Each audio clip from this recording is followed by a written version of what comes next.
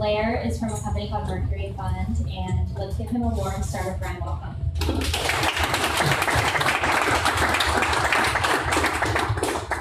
Okay, so we want to learn a little bit about you. So can you talk about your background, your family, and where you grew up? Sure. So I'm married with 2 kids, 2 daughters, 11 and 7. The reason I bring that up is my oldest daughter, who is 11, has attended 3 demo days, a business planning competition, and a number of startup pitches. She's totally into what I do. And the only reason she figured out what I did was because someone at her school said, hey, have you ever seen Shark Tank? She's like, what is Shark Tank? She's like, I think your dad does that. And so she got home and she's like, you gotta see Shark Tank. And this was 3 years ago, and I was like, oh my God, I hate that show, are you kidding? She's like, oh, watch it with me, Daddy. So that's one of the things, a rite of passage that we do at the house now. And so she's learned startup math through Shark Tank, but also she has an appreciation for what all of you do. Like, she just thinks it's an absolute blessing that I get to go to work every day and hear about new ideas and new innovations, so it's very cool. But no, so I got my start, I grew up in Massachusetts, and then moved to North Carolina for high school. And I went to undergrad at Washington Lee University, a small liberal arts school in Virginia. And when I graduated, one of the oddities about me being a VC is I graduated in accounting. So I was a CPA with Deloitte & Touche, and I went to work in DC for 3 years. And when I went to work in accounting, it was because it was 89, 90 timeframe. And for those of you that were working back then, it was a tough job market. But jobs like accounting were somewhat plentiful. And I always wanted to figure out how cash moved through the system, kind of growing up. And I said, you know what, I'll always be able to find a job as a CPA and I can do what I want to do later. And so I jumped into accounting. I really liked it for the first few years. But for those of you that ever did accounting or auditing, it's a little mind-numbing at first. And a number of my friends stayed on and became partners at the firm. But after about 2.5 years, I thought, I want to do something else. But when I was at the firm, I worked with a lot of startups. I was able to work with startup software companies. And in 1996, my wife got into vet school at Texas A&M. We were dating at the time. She was a native Houstonian. And I figured, you know what, vet school is really difficult to get into. I'm going to follow the brains. I'm going to go down to Texas, and I'll figure out what my next move is career-wise. So I moved to Houston. I wasn't going to live in Bryan College Station because I just didn't know what I would do there. And did investment banking for a few years in the energy space, a lot of mergers and acquisitions. It was interesting learning about the capital markets. But when I was there, I started to learn about private equity and venture capital, a number of energy companies that were getting started, more exploration production companies. But oil was $10 a barrel. I wasn't doing anything but pitching bad ideas of one company trying to buy another company. And so in my spare time, I started volunteering with an organization that had just started up called the Houston Technology Center. And so for those of you that are familiar with Houston, HTC as it's called, is very similar to the ATI kind of IC squared model here in Austin. So I was one of the first paid employees there. I eventually ran operations. And when I got there, the first week to work, the chairman, which was Lloyd Benson III, the son of former vice presidential candidate, so forth, et cetera, he handed me a sheet of the 100 most wealthy people in Houston. And he said, Blair, your job is to form an angel network. Now, I wasn't sophisticated enough to know what an angel network is, right? This is 1999. I don't know many of you knew what an angel network was. I don't think CTAM was formed at that point in time. I don't know if there was one here. So I went out and I started cold calling all these people saying, hey, you're doing all this individual investing on your own. Why not let us look at the startup, we'll give them some guidance, we'll help with their PowerPoint, and then we'll give you a nice breakfast and we'll parade these startups in front of you, and we'll do this for no fee. And some of the people were like, hey, that's great. And others were like, no, I do my own deals. So we put this group together, which was the Houston Angel Network. And so I kind of managed that with HTC for a while. The chairman of that group was a guy by the name of Paul Hobby. Paul, through the Hobby family, he started a venture fund in 2000 called Genesis Park. And because of where I was in my role, I knew a lot of startup companies. Working at HTC, I built a relationship with a number of the early VCs in the Austin community, a number of entrepreneurs. So he pulled me out to basically run bird dog deals for them as an associate. So I worked in that group for 5 years, and that was kind of my apprenticeship to venture capital. And what surprised me was, rather than just making the investment, they would say, okay, what's the thesis for what you want to go do? And I'd say, well, this is great oil and gas software company. And they said, okay, we'll make the investment. What are they not good at? And I'm like, you know what? They can't market. They're just horrible pitching. So they'd close the investment, they would take the board seat, and they'd throw me into the company for 3, 6, 9 months, part-time to figure out marketing. Now the problem was, I didn't know marketing, right? So it was trial by fire, time and time again, and then I would hire someone to take my place and do a lot more than I did. But I did that for 5 years. The last company I took over as CEO and sold to a company called IHS before it went public. But I learned a lot about working with entrepreneurs, what it takes in these various disciplines. And so after I sold that company, a good friend of mine who had launched the Rice Alliance, which is probably the largest entrepreneur organization in Houston, he had met the Draper Fisher Jurgensen team. And DFJ at the time was looking to launch a satellite fund in Houston. And so he and I launched DFJ Mercury, which is now Mercury Fund. So this is back in 2005.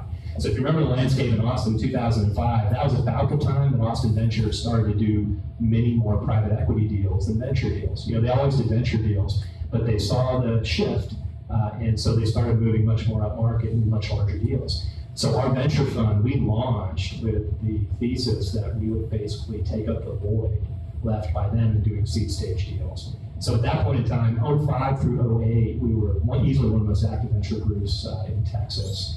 Did a number of deals during that time. And then over time, though, what we found in our venture fund was only doing Texas deals was a little bit limiting because we were forced to do the best deals locally rather than the best deals per sector or per theme. So over time, we opened up the geography of how we invested. So now Mercury Fund, we left the DFJ network this last fund. We now have 3 funds that we manage, about $250,000 in management, $250 million. Our last fund is about $105 million, but we invest all throughout the middle of the country. So we invest everywhere from Houston to Cleveland, Pittsburgh to Salt Lake City, and we invest thematically. So one of our themes is around Internet of Things, intelligent manufacturing. And so we look at the cities that are strong in that, which are Cleveland, Ann Arbor, and Denver, if you can believe it. We make investments there. The investments that we make in Austin are around DevOps, so development operations. So we're currently an investor in Dapple here. We did the Furnace software investment a while back, a number of other deals, but also retail and brand technology and marketing technology. So we're one of the investors in Trendkite. That's a fast-growing company here locally. And so we try to look at how cities have been successful previously, where are those analogs of success for venture-backed companies that got acquired, and that's typically how we kind of follow our themes. So that's kind of my background. And in my spare time, I spend a lot of time helping build community. So I'm currently trying to launch a similar effort to what Josh and Sam and Bill and everyone did here at Capital Factory. Josh and Melody are both helping us out. It's going to be an organization called The Station. One of the things about HTC is that they help a certain type of entrepreneur very well. But this new wave of entrepreneurs, a lot of people call them millennials, but it's entrepreneurs in my mind building software very capital efficiently with a lean startup model. The older incubators and accelerators, they just don't seem to interface well with that way of thinking. So we are getting ready to launch next year a large co-working center, moving a number of startup development organizations, including Surge Accelerator and some others into it. And hopefully try to build some startup density like you have here. So we're very jealous of Austin's strengths. We come here all the time, make investments, and also try to convince people to move to Houston. That's very, very difficult. Although I love Houston as a place to live, but to start a company, it's a challenge. Is that good? Yeah, thank you. You're Yeah. welcome. You covered a lot of my questions. Oh, did I? Yeah. Okay. Okay, so can you tell us about the first investment that you made? First investment that I made. Yeah, the first investment I made personally, in Mercury Fund or previous to that? Just in your career. Okay, first investment I made in my career was a doozy. First investment in Mercury Fund is a company called Alert Logic. Is anybody familiar with Alert Logic here? Yeah, so they're the leader in SaaS security for cloud environments. So you go onto AWS, you need your environment to be secure, PCI or other reasons, we're a checkbox. So we're one of the number one AWS add-ons. But that's a company that has just crossed 100 million recurring revenue. So that was my first Mercury investment, so I did pretty well there. My first investment, though, was a company called Advanced Reality. What Advanced Reality did back in 2000 was they took a legacy software application and they built essentially a software development kit or SDK that you could download and try to fit into that application, and it made the application real-time collaborative.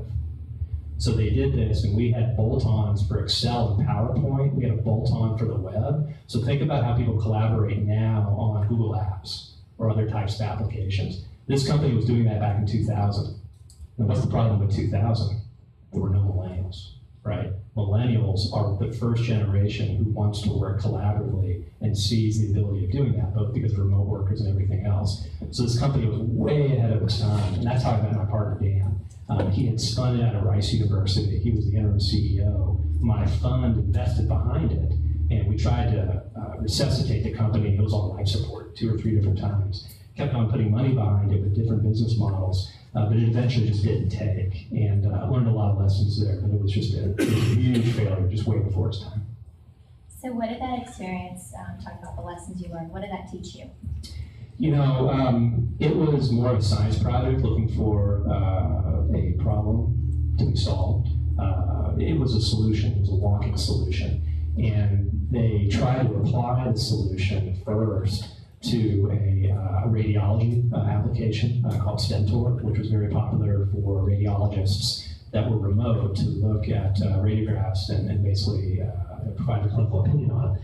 That was great. It was very difficult to sell into the medical device and the hospital market. They then were looking for other problem sets for which to solve with the science experiment. And you know, nothing against core innovation. I mean, we fund a lot of university research and spin-outs in our fund, but you really need to be solving someone's problem. You really need to solve, in my mind, prove that someone will pay you that that problem has been solved, and then that can be repeatable. And so that was probably the number one, lesson I learned from that deal. Also, that failure is okay. You know, I'm paid to fail 50% of the time. It's really hard for as a VC to kind of get over that.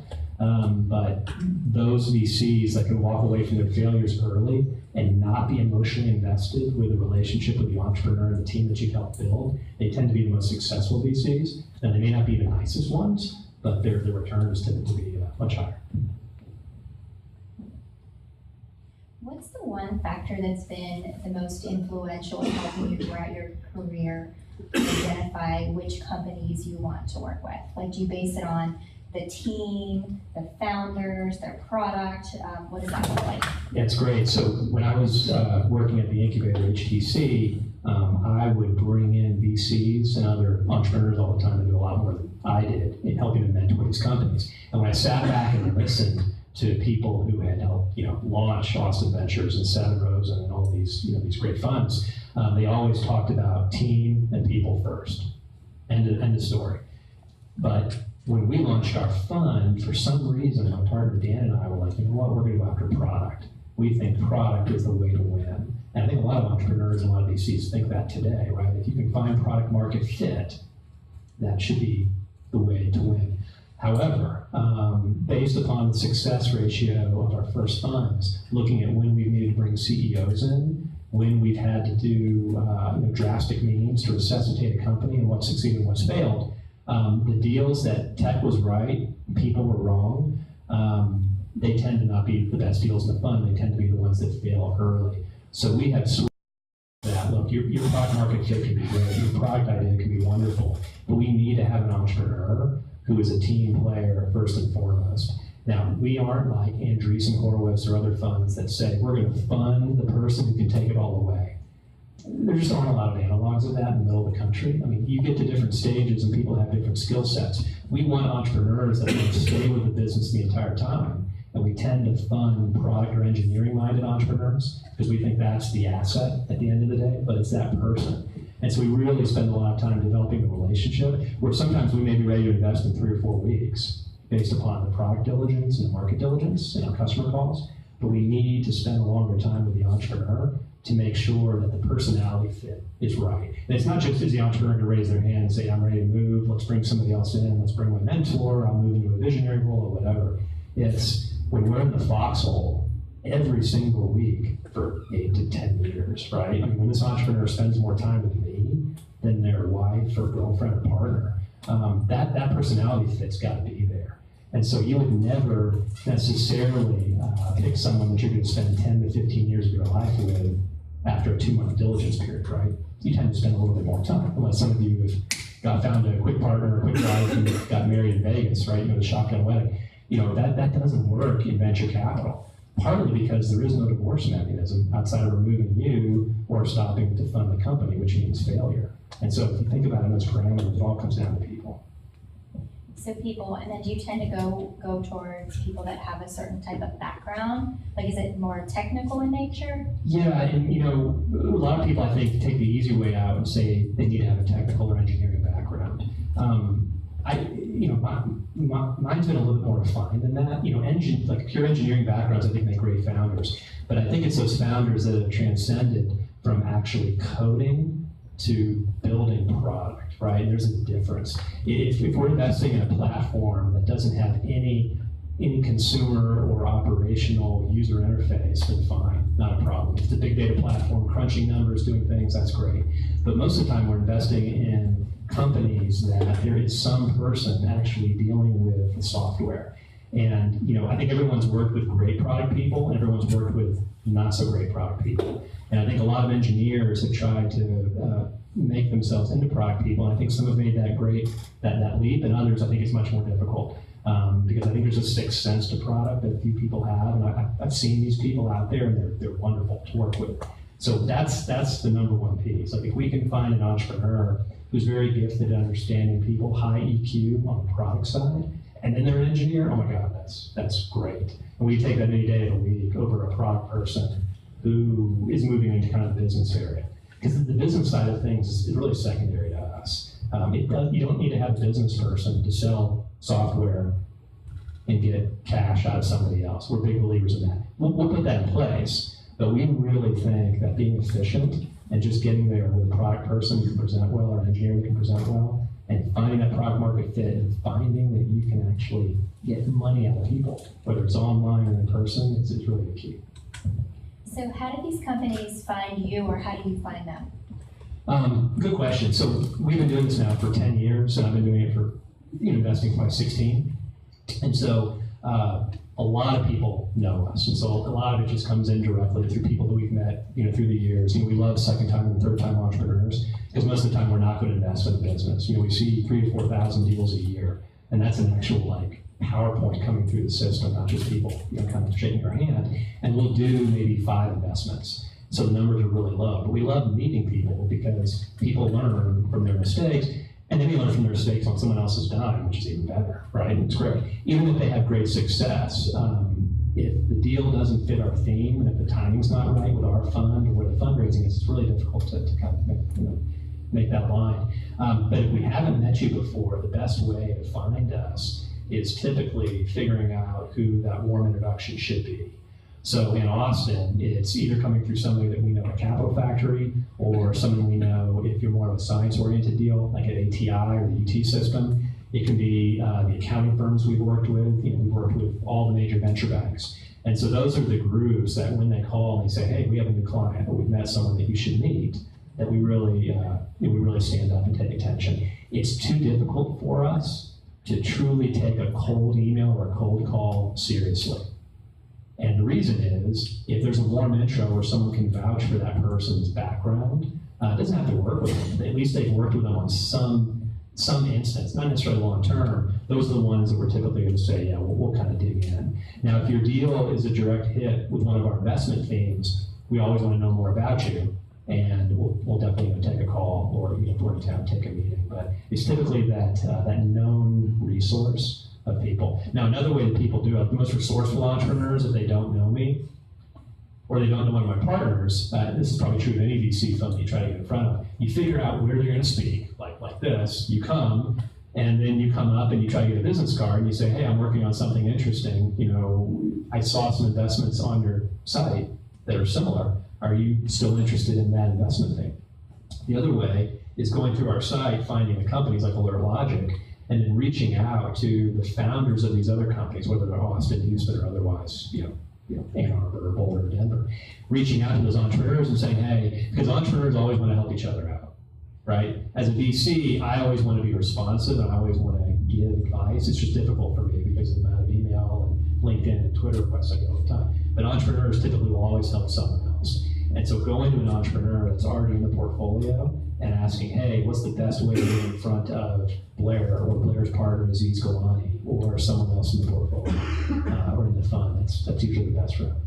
Thank you. So what advice would you give to somebody with an idea for, say, like a tech startup?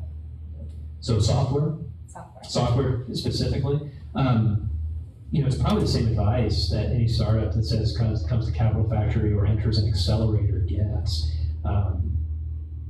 Spend as little as possible getting that first, alpha or beta up and running. This whole product market fit concept, right? It's a cute name, but it's, solve a problem and get someone to pay for it. Pretty easy. There's a lot of models out there where people aren't paying, and that's fine. Just going to be real upfront about it. But getting a software company off the ground is just get traction. We hear a lot of complaints all throughout the middle of the U.S., but in Austin too, that there's not enough venture capital.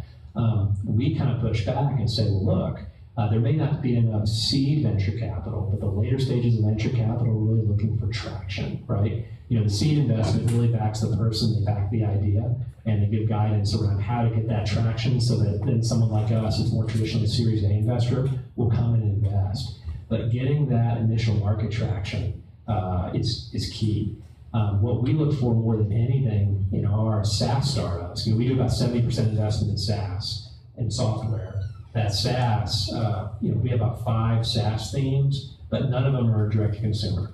They're all B2B or B2B2C. So it's kind of a good thing to kind of know about us. But when we're looking at a new SaaS deal, like say TrendKite, before we backed Eric Huddleston when he had joined with Matt and AJ, the founders there, what we wanted to know was how many customers, what have you learned about your customers? Have you hired any sales associates? How quickly did that sales associate or account executive come up to speed to where you could hire another one and have some idea of the quota the person should be paying and how quickly that salesperson paid for themselves? SaaS is all about the data, it's all about metrics. And so the closer you can get to seeing some semblance of metrics, the closer you're going to get to getting that Series A investment. So it sounds like you're really looking for people that have that, not only have the background and they're the type of person that you want, but really have that traction.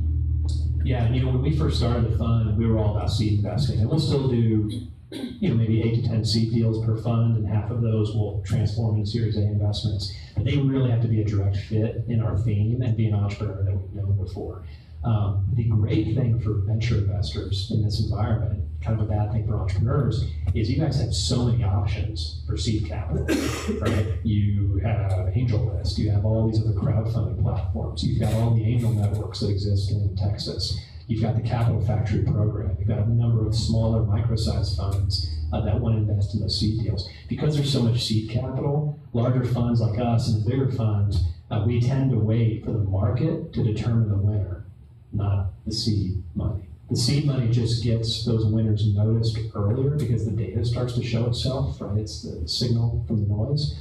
And so in our themes, we tend to wait and see those deals kind of as they approach. Now, if it's something that just makes so much sense, then we'll tend to put a little bit of money in just to have a toehold to be able to do that new investment because deals are competitive, especially in Austin. But that tends to be the case. So you're a big believer in accelerator programs. We are. And so I helped co-found an accelerator program in Houston called Surge, that's for energy software startups.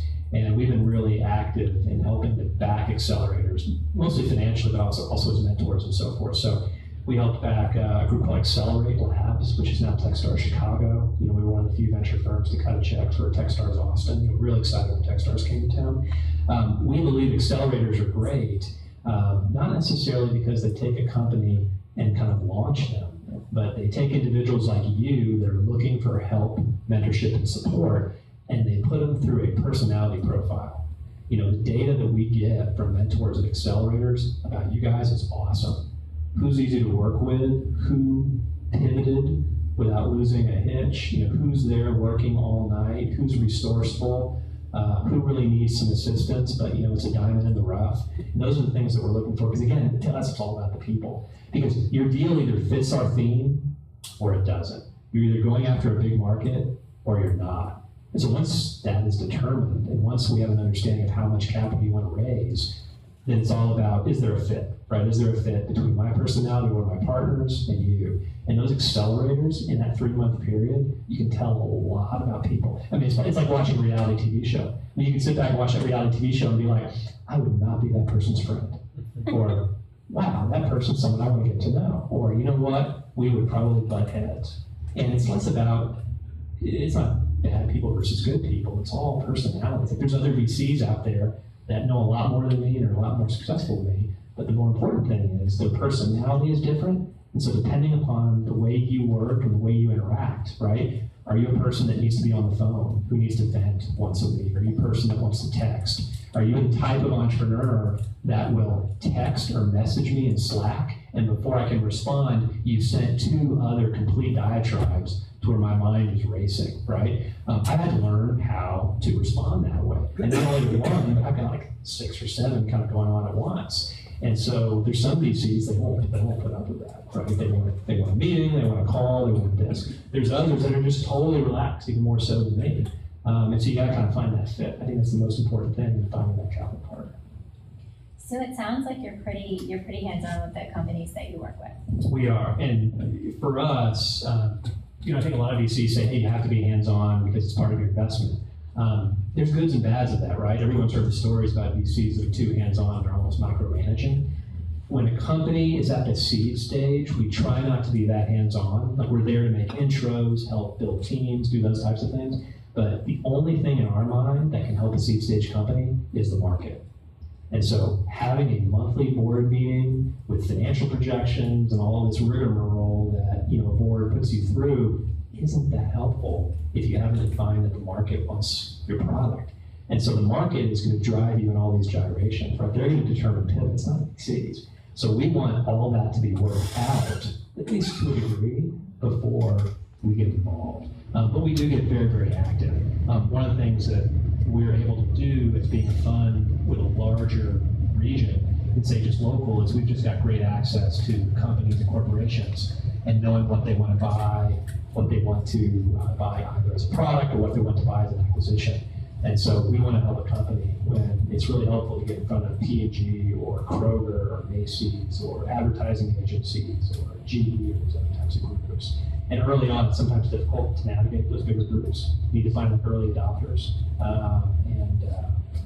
But no, we get pretty active. But it's as active as the company wants. And so another interview tactic I always tell entrepreneurs is quiz your VC or your capital provider around how often do you expect to meet? How often do you think we should meet? Are you going to open up your Rolodex to talent? I can't tell you how many investors want to see you hit milestones before they start opening up their Rolodex. And if that's the case, then they're probably investing too early, right? Because you have all these resources. That's one of the reasons you bring capital in, but you're like, wait a minute, you're not going to receive a GE until I do what? So get all that kind of out front, right? But also, I think it's, certain people have certain types of networks that'll help you at certain points in time. When a company gets to growth stage, that's a point in time where if you're at an 8-10 million run rate and you're growing, I can be helpful, but not nearly as helpful as, say some of the guys, who are at Austin Ventures who took companies to 100 million in revenue, or some of the funds on the coast. So it's just really important to make sure that fit is there and what the skill set is and what that looks like. Yeah, so that has to be challenging for a lot of entrepreneurs, right? Because if they've got somebody that's willing to invest in them, but maybe they want somebody that's worked with bigger companies, like how do they make that decision and weigh that? Yeah, if you're running out of capital, like beggars can't be choosers, right? I'm always telling people just take the money. However, if you can take less money during that, it's really hard to take the wrong money when you need a lot. So if you are beyond the Series A stage and you need 5 to 7 million, you're going into that growth mode. You're there, right? I hope you're successful enough to get that round closed. It's really tough to take money from a group that you just don't have a cultural and kind of EQ fit with. I'm always telling entrepreneurs, just wait. If you can't find it now, just take a bridge and wait. We do that with our portfolio all the time. When you're earlier, it doesn't hurt as much to take 3, 4, or 500,000 from someone that may not be symbiotic with what you want to do. What you want to know though is, am I going to be able to get my job done? Which is I'm heads down, here, there, wherever your office. and I need the market to make the determination about how good of a job I'm doing. Sometimes with classic angel investors, they want to get a little bit more involved because that's the way it was done 10, 15, 20 years ago. Times have changed. If you look at how companies are successful, they're successful by getting in front of a bunch of different people with a bunch of different views and being able to insights through that to get advice and then kind of going out and putting it into practice. They're not successful by having 2-3 hour meetings every week, giving homework assignments. Because all that matters is the market uptake for your product good enough. Gotcha. That's my theme with entrepreneur. Sure. Okay. And so I'm sure this is a range, but how much equity would somebody, how much should they plan on giving up? You see, I changed my seat position for that one, right? It's kind of uncomfortable. No, we're really open about this. When it's a seed stage deal, like a convertible note or seed investment, we're not as concerned about the equity. It's more of a toehold to be there for the Series A. The deal is so compelling that we want to make sure that we put our best foot forward relationship-wise so that we are your first choice to either lead that deal or syndicate within that deal. If it's a Series A, we typically are looking for a minimum of 20% ownership. We really want to get 25 to 30%, but it's hard, right? So when we did Trendkite was a deal that Silverton had seeded at Dream, the first Dream class here in Austin. Eric Huddleston was joining the team, Morgan Flager, who's terrific. Austin's really lucky to have Morgan. They both called to say, hey, we want to take a look at it. And so Silverton and we sat down, we both were the same type of fund, right? We both want 20%. So we both said, okay, we want this percentage during the Series A. We'll both do the Series B, and we both can get to that 20% range. When you have a couple of funds that are in the same round, we all want to get to 20% eventually because we know we'll get diluted in the 10 to 15% range if you're truly exceptional and sell for 100, 150 million, 200 million.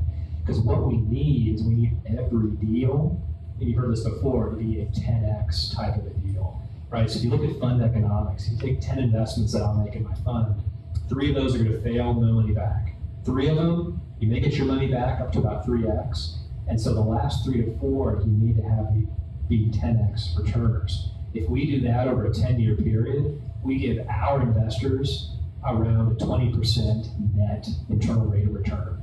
And giving our investors a 20% net means I get to raise another fund, and our team gets to live another day.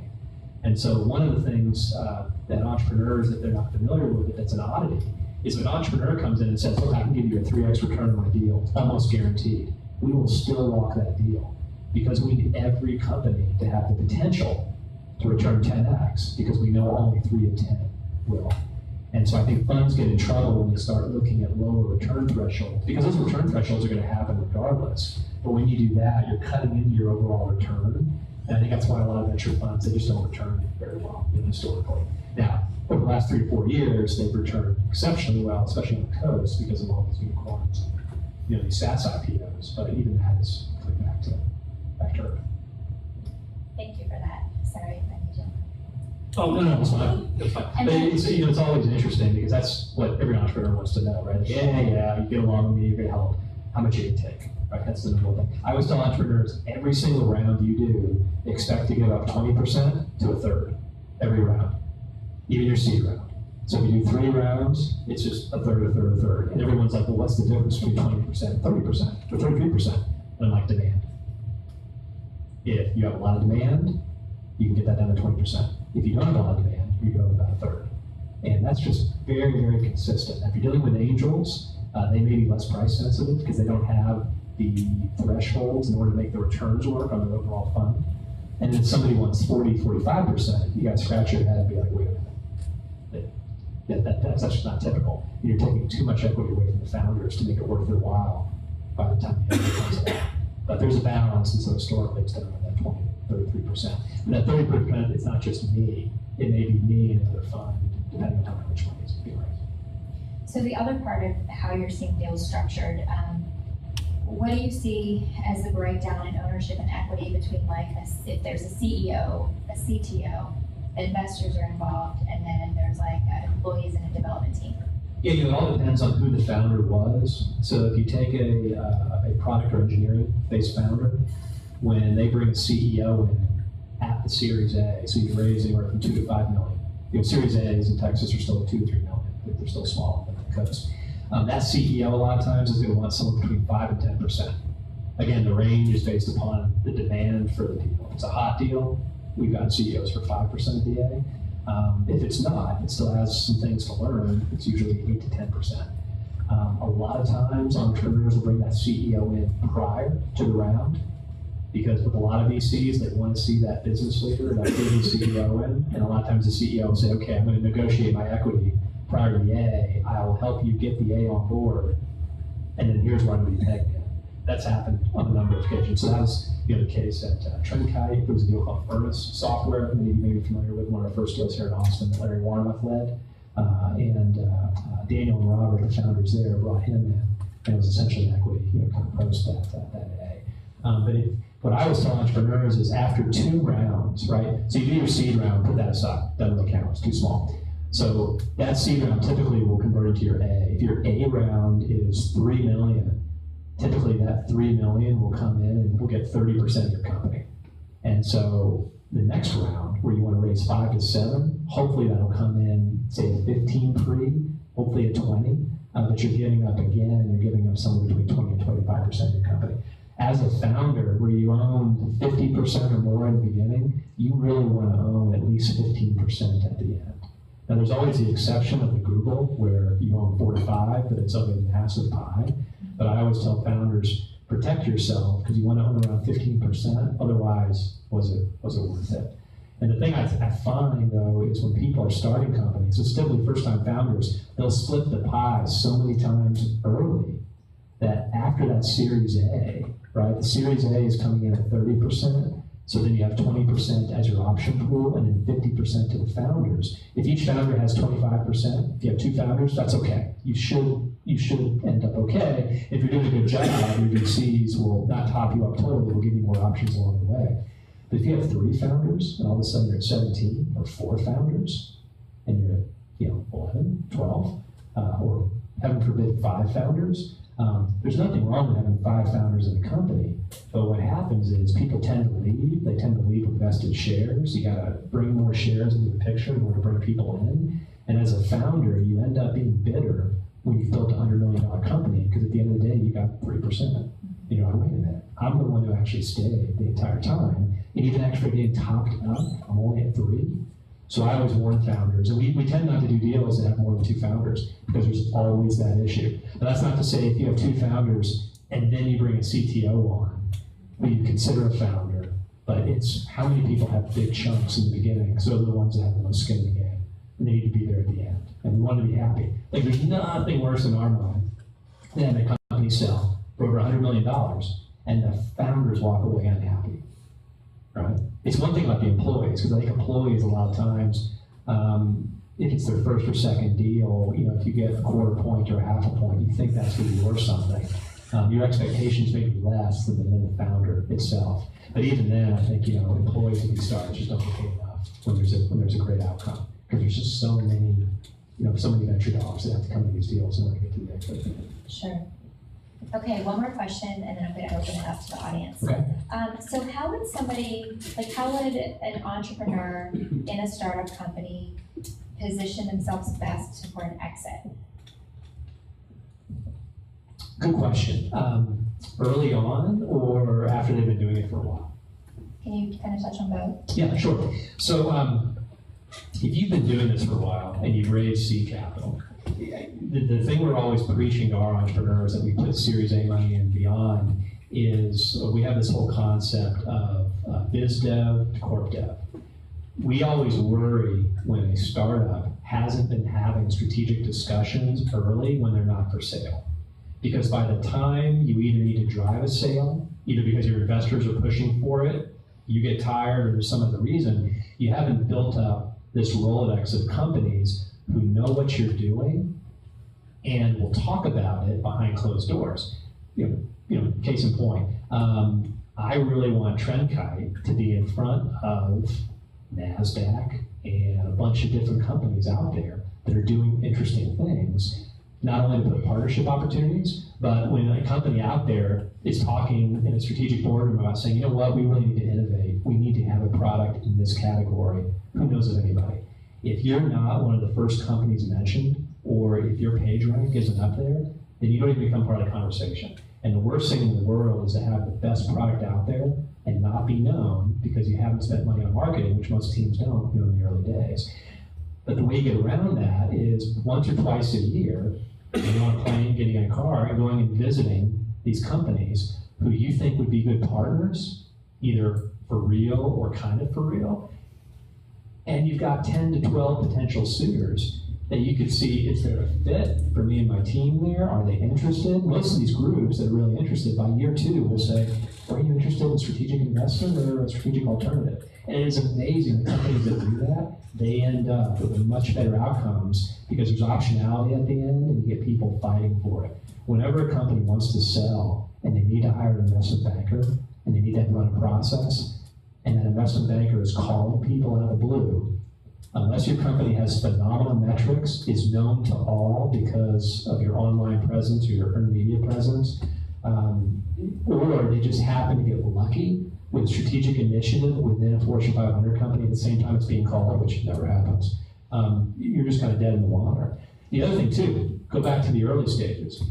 When you're talking to VCs, talking to seed investors, and also trying to get some of your first customers, think about your first customers as if you had to do an acqui-hire. If you had to sell because you can't find seed capital and you want a good home for your team or yourself for a year or so forth, why not call up companies early and talk about what you're doing, and that within 6 to 12 months you'll be ready to partner. The companies that do that the best, which I think are on the West Coast because they go to Google, go to Facebook, and all those other places, they end up being the ones that get acqui-hired. Acqui-hires do not take place with somebody picking up the phone randomly and saying, we want to buy that company. And so whether it's early or late, you just have to figure out what that conversation is. We always like to have companies having at least 6 homes that they actually know the company on a first name basis, and they've actually talked with that founder. Great advice, thank you. You're welcome. Okay, so I want to open it up to the audience for questions. Who has questions for Blair? Yes. So you made a comment earlier about a big market and that you would only invest in a company that you would consider a big market. What size does that look like to you? Yeah, so to our fund, we like market sizes that are $500 million or above. If they're less than that, they tend to not be big enough to have multiple competitors. If you're doing something good, people will compete, right? And they tend to not be large enough to actually get a great acquisition price, which would satisfy our needs. You know, we are only looking for investments that have the potential to sell for $100 million or above. Now, if I invest in your company, we go out and sell for $50 million, and I do a 3X, awesome, great, high five, and we'll try to back you in your next deal. But it needs to have that potential. Okay. If you have a small market, right, $250 million, how do you get sold for $100 million? It just doesn't happen. Now, we also want that market to be growing, right? Yeah. Case in point being, if you are a better software analytics provider for terrestrial broadcast television, massive market, are we interested? Our fund? No, because that's a market that's declining. So we want there to be a big upside. Now, the next question entrepreneurs typically ask was, all right, how do you define that size? You know, you guys probably heard this, this is the bottoms up approach, right? If you are selling back office healthcare software for hospitals, that is a better way to do X. I want to know how much is someone paid for it, how much are they willing to pay for it, is a land and expand opportunity, how many hospitals are there in the US? Do that math, that's my market, simple as that.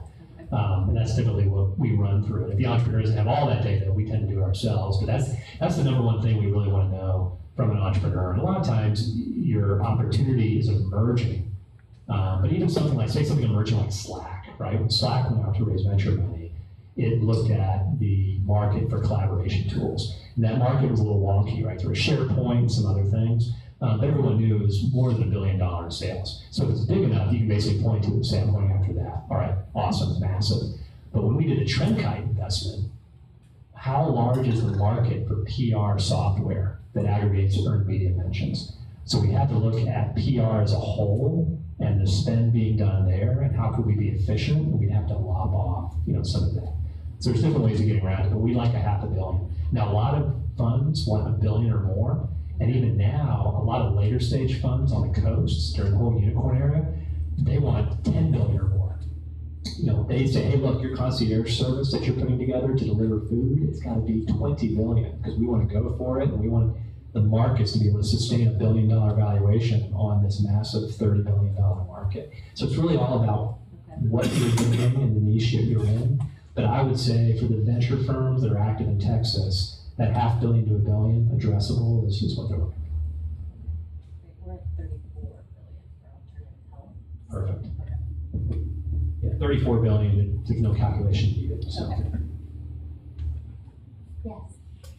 So Blair, Paul Graham of Y Combinator put out a list a few years ago of companies that he liked to fund that he didn't see out in the market. Do you have any company market problems that you would like to be funding the company that solves those problems? Like, Paul Graham put out this list years ago. Yeah, great question. I don't want to take too long answering that. It's not that we have any secrets, but let me talk about a couple of our investment themes and what we're not seeing. Yeah. One of our investment themes is around the convergence of DevOps with cloud technology and big data. And how can companies use that, much more effectively. We are really interested in how those types of technologies can be used in oil and gas utilities and other industrial type companies. If you look at big data solutions, they typically have been used in more of the forward-thinking industries, like anything marketing-oriented, financial services, high tech. We're really interested in heavy industry, which predominantly is in the middle of the country, and what are those interesting big data solutions in and around development operations that can be applied there. They typically aren't the early adopters, but their data needs are huge. Another area that we're very interested in is around kind of this industrial Internet of Things concept, but applied to intelligent manufacturing. Again, with industrial companies in the middle of the country, how can you find technologies that leverage sensor data around a manufacturing plant, make sense of that, and provide really interesting opportunities to improve throughput and other dynamics. We made some investments in these spaces, but we still want to see more. One that's not a theme per se, but we're interested in, because of our security background and alert, we don't see enough of, is mobile security. We just are just blown away that people haven't solved the mobile security problem. We don't even know how to solve it, right? Should it be at the carrier level? Should it be at some other level? Should it be application by application? That's another area that we don't see a lot of innovation around, but we're very, very interested in seeing. What kind of mobile security problem are you referring to specifically? Really, there's just way too many ways for people to get at your data on a mobile device. Some people know this, a lot of people don't. Don't even get me started about the wallet with smart chips in it, right? It just doesn't make any sense at all. There needs to be something in my mind on your device that can tell when you're being hacked. Like, why don't our phones go off with a massive bing when someone is trying to hack your system? And not only that, if your phone is on you all the time, why can't something go off with a massive ding when someone's trying to hack your wallet, right? Or other things. There's no reason for this stuff to take place. I just don't think people have figured out how to solve these problems. So I think Austin is the perfect place to do it with all of the semiconductor and chip background and so forth. Yeah, I get more of a warning of a tornado in the area than I do someone hacking my phone, right? Exactly, or your laptop, right? There's so many things that are around you at all time. There should be ways to be able to do that, and just not there yet. Any other questions?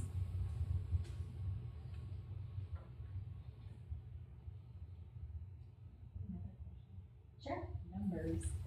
Another numbers question. So you mentioned trying to get your alpha or beta to market with as little money as possible, especially in the tech space. What do you consider a little?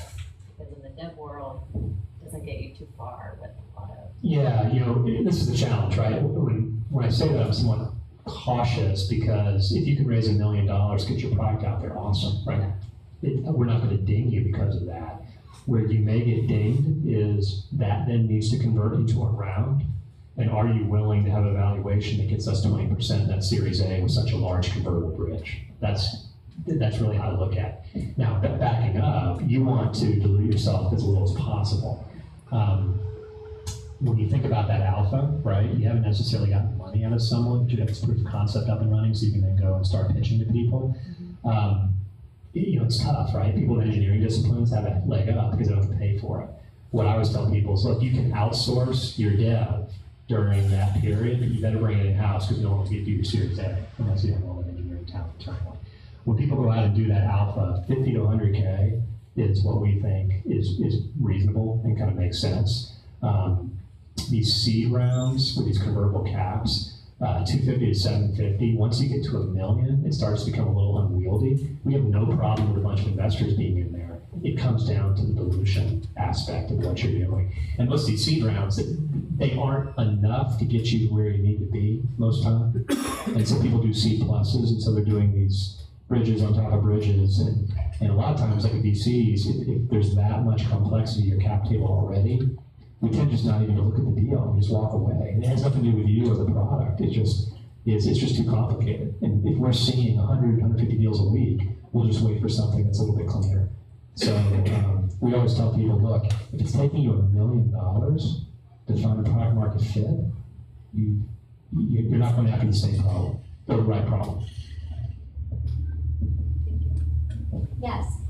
So this one may not be applicable to you in particular, but maybe you can help me out with something here. So my business is for skateboarders and snowboarders, BMX riders, okay? Not something that would really probably be the type of demographic that you'd want to invest in. But I know for some people, they would like really passionate about the same thing that I'm passionate about, right? How does somebody go about approach? Like you said, you can't take someone seriously, really. You just cold call you or something like that. How is there a good way to find and approach someone who you have no network interaction with? Great question. I think you, with that special of a deal, right? And what can you talk about what you're doing for that community? Just real briefly. It's an app that introduces you to people to ride with and the best locations to go ride in your area. Okay, kind of like a social app for enthusiasts. Yeah, it's like dating, but not dating. Okay, is it Tinder-esque where you can look at your skate park and do the left or right? Or? It's not like a swiping idea, but on the back end, it's really okay.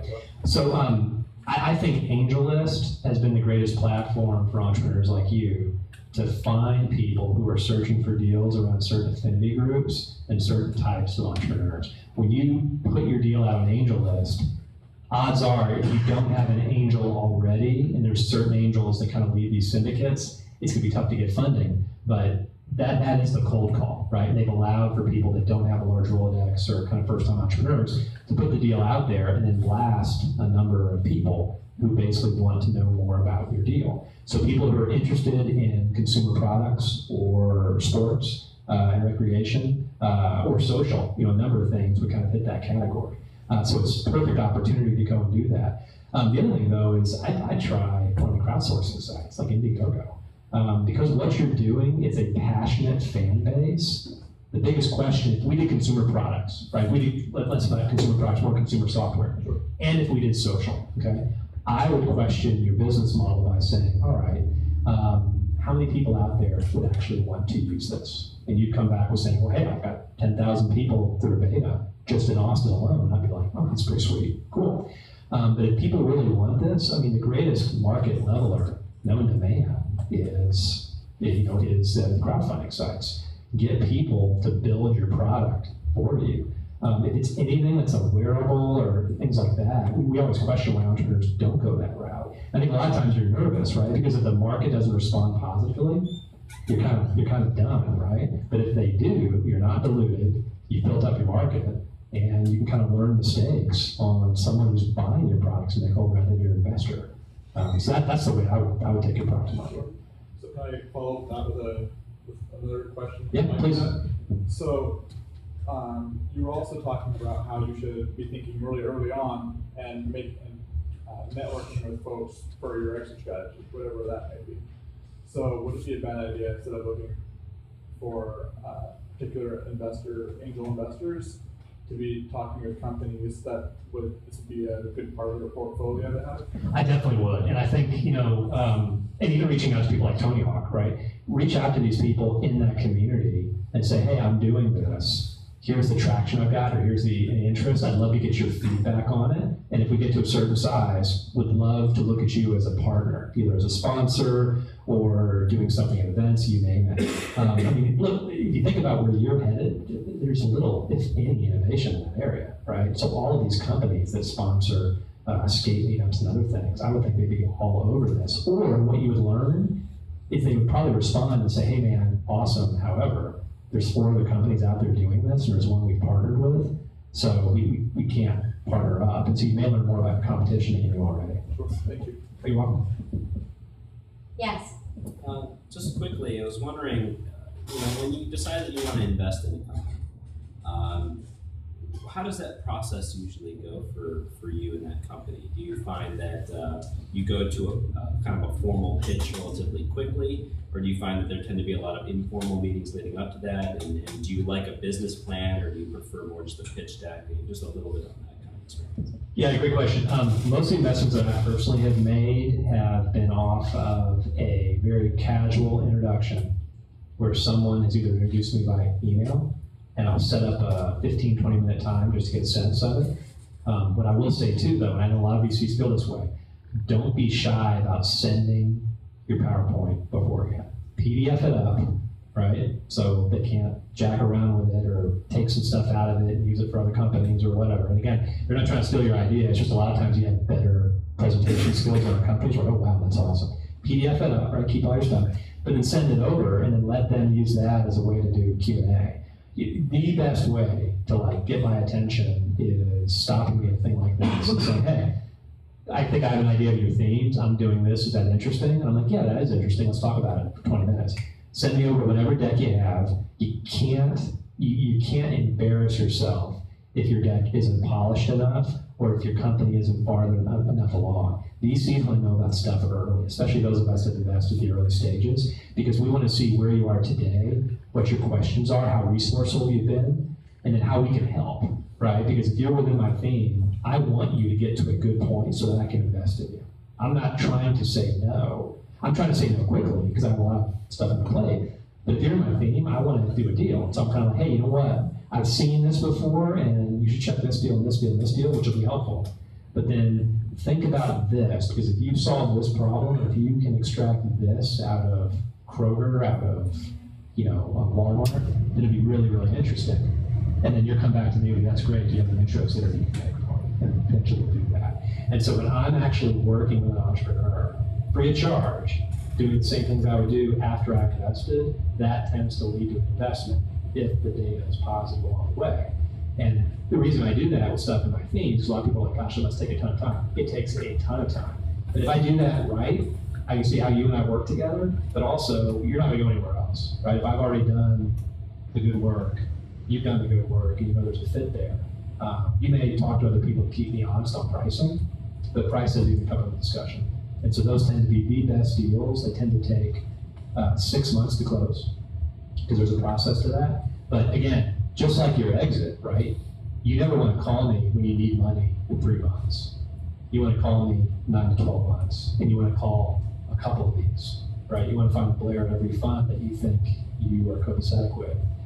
Figure out who's the right fit, and then start building those relationships. And then the best deals are ones where you can put a syndicate together for a couple of us in, so you've got more people working for you. And that tends to be the way to do it. But what really turns me off is an entrepreneur that says, you know what, I've been taught not to give you my PowerPoint pitch until I can give it to you.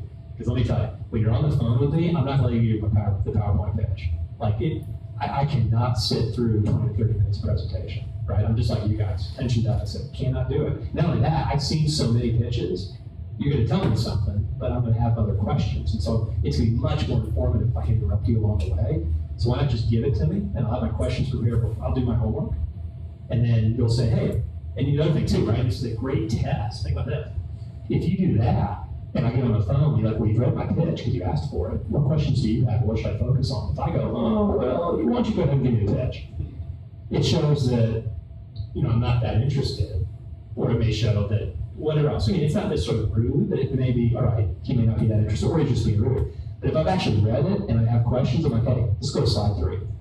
Let's put that market sizing again. I know you say 37 billion, but I kind of question that because these companies are kind of taking that part of the market. You're like, awesome, let's dive in there. Like, that is so much more productive than the pitch of death. We're not looking for a 30-minute introduction pitch. You want to dive straight in. No, I usually open it up with like your background. Like, I'll go on to LinkedIn, I'll look at your background, I'll try to ping people who potentially know you, we have different relationships with. If you tweet a lot, I'll look at your Twitter stream and see like what you do. If you work all the time, like people that tweet about work a lot and are constantly into it. I mean, those are people we tend back. This engulfs my life, right? My free time I spend working with startup development organizations, like mentoring, helping startups, right? I want to find startups like that, and you only know that by having these, casual conversations. If it's a formal pitch, then what you get at the end is a no, and then it kind of walks away. You want to know that up front. Why waste your time? You want to do pitch practice? Go find a friend, right? It's not, VCs aren't the best group to do pitch practice with anyhow. The best pitch practice is someone that actually likes your deal, is knowledgeable about your space, and asks you really insightful questions that challenge what you've done already. That's what's going to make you improve over time. Anyone can be a good presenter, but only a few people can be great, resourceful entrepreneurs. Sorry, that's probably too much. That's all my secrets. So. That's great. No, we appreciate you being here. Oh, you're welcome. Thank you very much.